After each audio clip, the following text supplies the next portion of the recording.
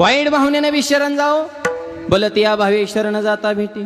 ज्ञानोबा ज्ञानेश्वर सांगितले आगावरी फोडा वया लागी का लोह मिळे परसाची अंगी का ते फोडते प्रसंगी सोन्याची होईल। परीस पडला होता लोखंडाची कुरड म्हणजे आता परसाचं तुकडच करते।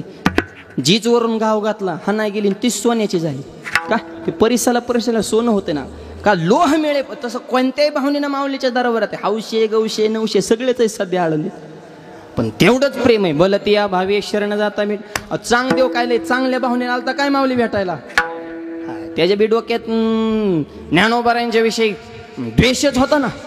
भलत या भावे वाईट भावनेने चालता चांगदेव आणि चांगदेव बी काय ते सोपं होतं काय रगील म्हातार होतं माहिती काय मोजीत होतं 14 वेळा यमाच्या थोबाडात टाकले होते 14 वेळा यमाला फसविलं म्हणजे जो काही काय त्याच्यामुळे ती वाकतच नव्हतं माय बाबा। नम्र झाला भूता त्याने कोणी लोक म्हणजे शिकला तेव टिकला शिकला तेव ना टिकला जे वाकला तेवच टिकला। हा महापुराला मोठ्याला खोडाचे झाड होते जी पाण्याचा झपका बसला काढ दिशेने मोडून पडली आणि बारकाला लवळ होतं पाणी आले की अंग टाकलं पाणी गेलं वरून परत उभा राहिले कोण कोण राहिले तेथे